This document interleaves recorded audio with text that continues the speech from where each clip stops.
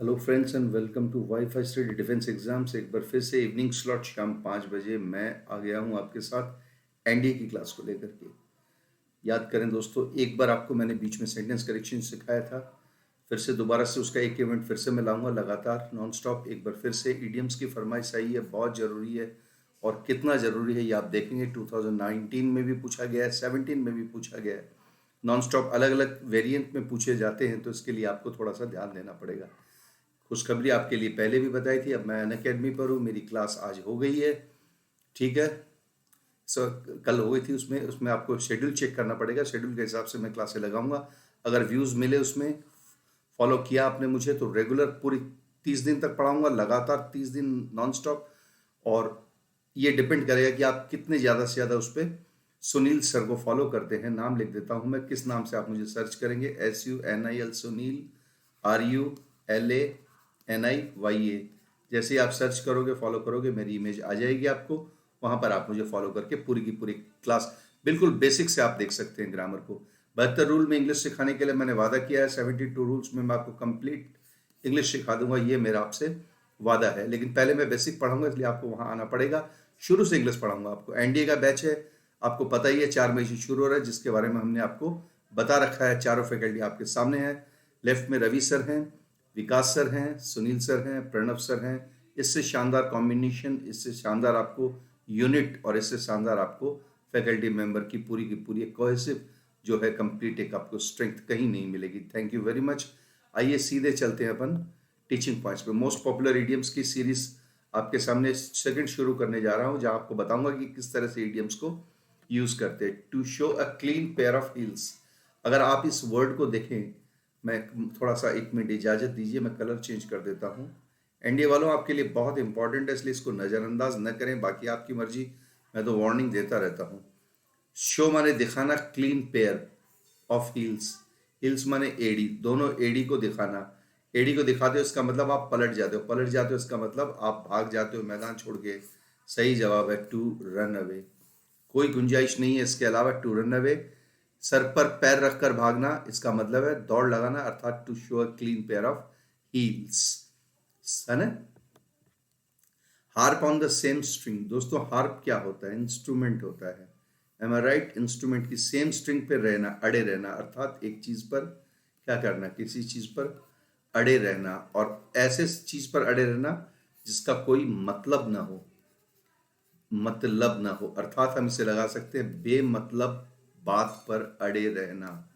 बेमतलब बात पर अड़े रहने को करते हैं harp on the same string. Harp on the same string का मतलब है to dwell tediously on the same subject. Same subject आई गया आपका, सेम स्ट्रिंग, उसी बात पर, सेम मतलब बेमतलब बात पर अड़े रहना। इसका मतलब है आप अगर harp on the same string करते हो, इसका मतलब आप एक ही चीज पर अड़े रहते हो जिसका कोई मतलब नहीं होता है। Am I right? ठीक है। Keep a good table. दोस्तों, इंग्लिश में जब भी कोई, खास करके ये आयरलैंड की पैदाइश है, ये जो आप देख रहे हैं इडियम, ये आयरलैंड से पनपा हुआ इडियम है। 15वीं शताब्दी में यूज किया गया था इसको फर्स्ट टाइम। इसका मतलब है बहुत शानदार खाना खिलाना, luxurious, to provide luxurious food, मतलब शानदार दावत, शानदार दावत देना। Am I right? बहुत लेविश फूड होता है ना, उसकी दावत देना। फिर वैसे भी टेबल आपकी गुड होगी, इसका मतलब अच्छी टेबल बनाए रखने का मतलब है मेहमान नवाजी अच्छी करना। मेहमान नवाजी जो होती है वो शानदार करना। इसका मतलब आप अगर गुड टेबल रखते हो, इसका मतलब क्या हो रहा है, आप बहुत अच्छी दावत दे रहे हो, फूड जो है सर्व कर रहे हो, वो बहुत ही क्या है, हाई हाई क्वालिटी का है। और हाई क्वालिटी का फूड अगर है दोस्तों, तो नो डाउट हाई क्वालिटी का फूड है तो वो बहुत ही उत्कृष्ट होगा, जिसे इंग्लिश में हम लग्जरियस कहेंगे। सही जवाब है नंबर सी। मैं आपके लिए सेंटेंस करेक्शन फिर से लाऊंगा कल, आप प्लीज थोड़ा सा ध्यान देंगे ना। कल आपके लिए फिर से सेंटेंस करेक्शन आएंगे। Take up the cudgels. Cudgels एक तरह का दोस्तों हथियार होता है, छोटा सा हथियार होता है, गदा टाइप की, जिसके ऊपर ऐसे राउंड शेप किया हुआ होता है, इस तरह का राउंड शेप, राइट। इससे किसी को चोट करते हैं ना, टू टेक अप द कजल्स। इसका ये मुहावरा है कि किसी के लिए, जिसके लिए कोई ना हो, उसके लिए खड़े होना। टू डिफेंड, डिफेंड का मतलब होता है किसी का बचाव करना, समवन किसी का बचाव करना जबरदस्त तरीके से, जबरदस्त तरीके से किसी का क्या होना, बचाव करना, जबरदस्त तरीके से किसी को बचाना, यानी कि उसे इंग्लिश में क्या कहते हैं, डिफेंड करना। तो किसी के लिए आप अगर कजल टेकअप करते हो, मतलब आप उसके लिए हथियार उठा रहे हो, इसका मतलब आप उसका क्या कर रहे हो, बचाव कर रहे हो। स्प्लिटिंग हेयर्स का मतलब है छोटी छोटी बात पर, छोटी छोटी बात की बतंगड़ बनाना।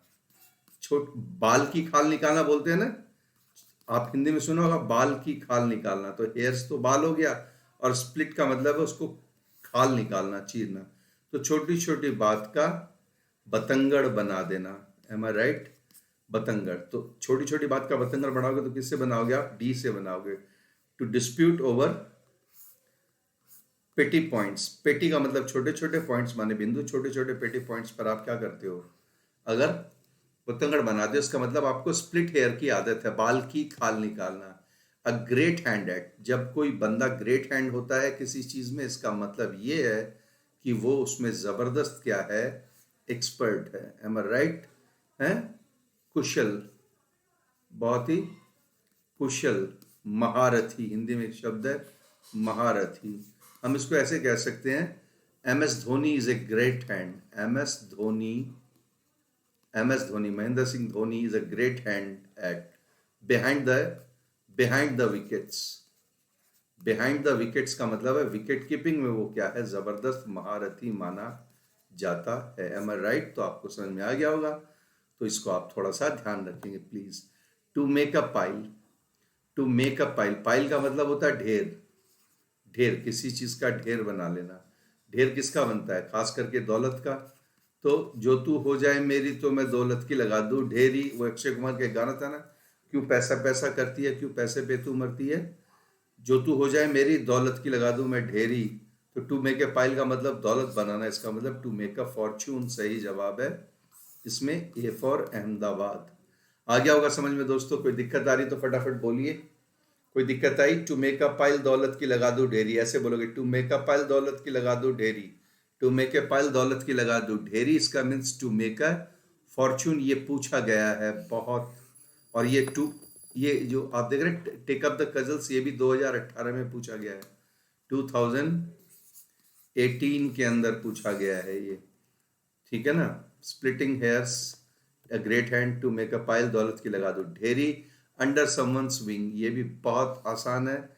समवन माने किसी के, और विंग माने पंख, जो परिंदों के पंख होते हैं, और उसके नीचे आ जाना, पंख के नीचे। पंख क्या देते हैं दोस्तों, उत्तर, पंख देते हैं सुरक्षा।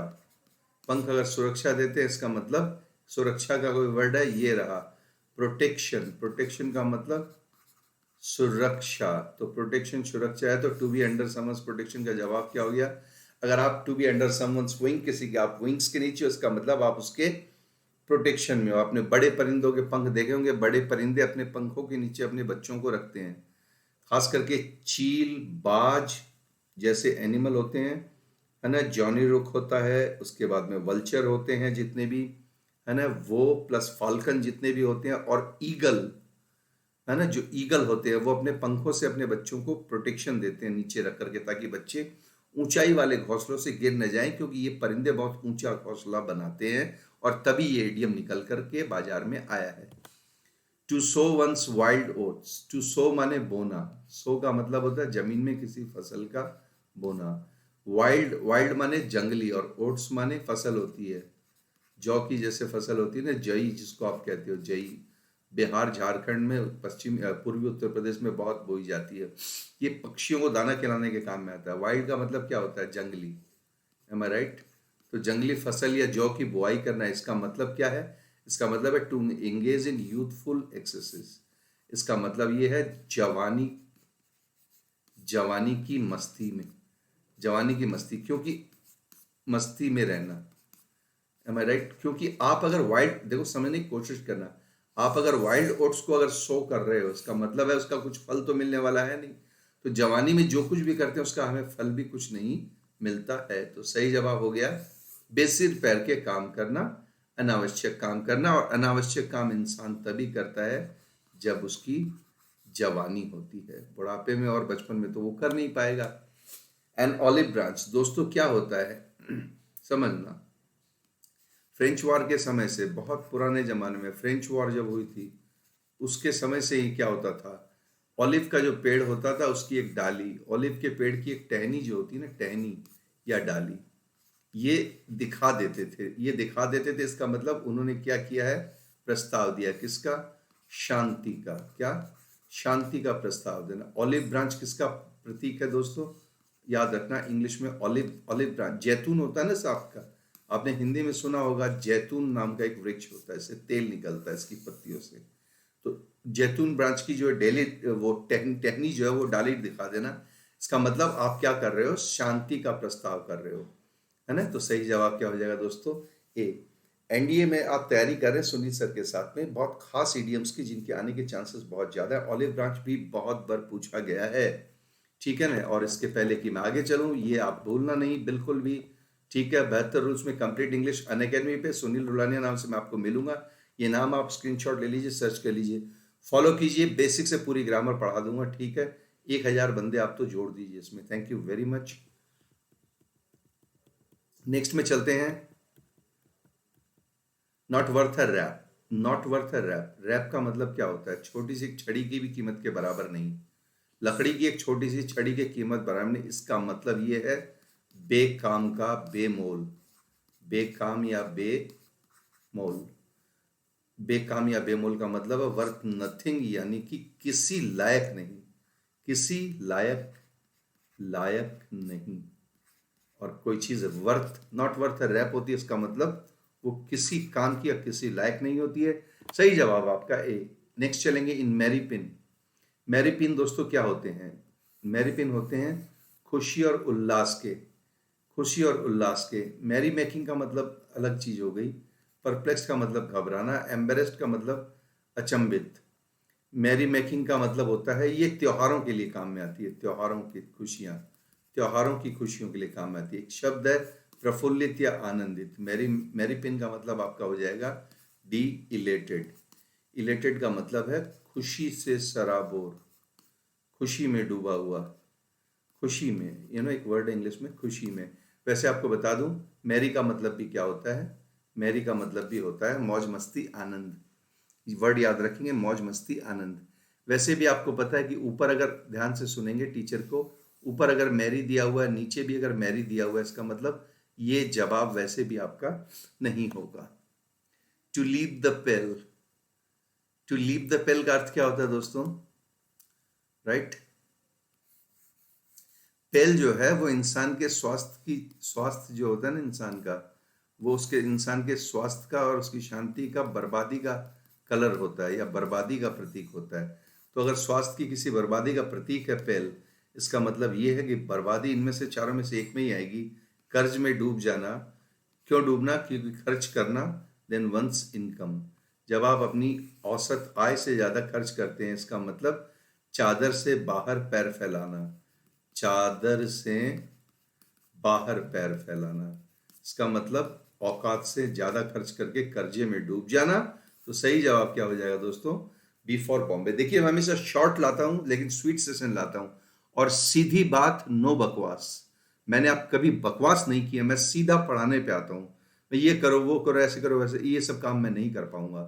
To cut the Gordian note, दोस्तों गार्जियन नोट क्या होता है, एक ज्यूस नाम का यूनानी देवता था, ज्यूस नाम का, जिसके नाम से आपको पता है सुजुकी ने ज्यूस गाड़ी भी निकाली है।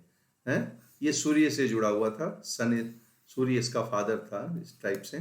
तो उसने एक गांठ लगाई थी, है ना। उस गांठ को खोल देने का मतलब है किसी मुश्किल समस्या को, इसको कोई आसानी से हल नहीं कर सकता था।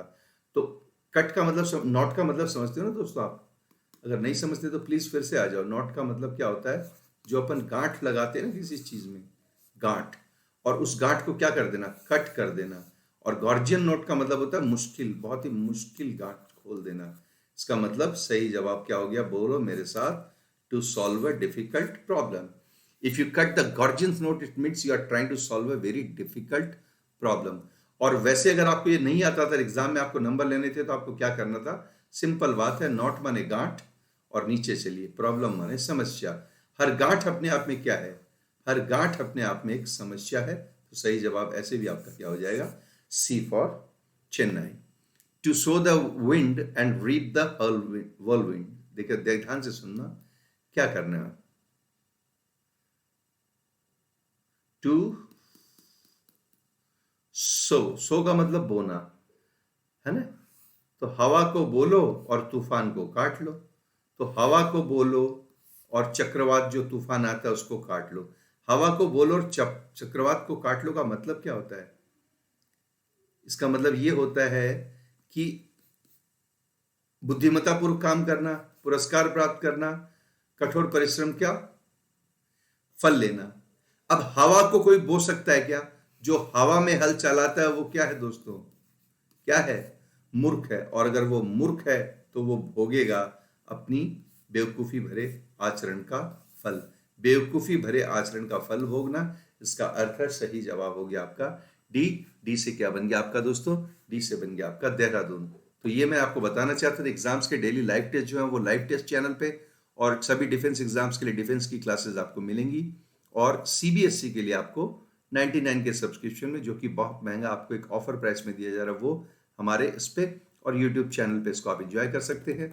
और एनडीए का जो हमारा बैच है उस पर भी आप नजर रखेंगे, इस बैच के ऊपर नजर रखेंगे। साथ ही साथ इंग्लिश स्पेशल के लिए अनअकैडमी पे सुनील सर के साथ जुड़ेंगे। बेसिक से, जीरो से ग्रामर स्टार्ट कराऊंगा, एकदम जीरो से। थैंक यू वेरी मच, मेरे साथ आप बने रहे, उसके लिए बहुत बहुत शुक्रिया। हमारी आपकी अगली मुलाकात फिर से सेंटेंस करेक्शन को लेके ही होगी, ये याद रखें। आगे फिर से मैं सेंटेंस करेक्शन लाऊंगा और फिर से एक बार फिल इन द ब्लैंक्स का ग्रामर सेगमेंट लेके आऊंगा, जो कि आपके लिए बहुत बहुत जरूरी होगा। Thank you very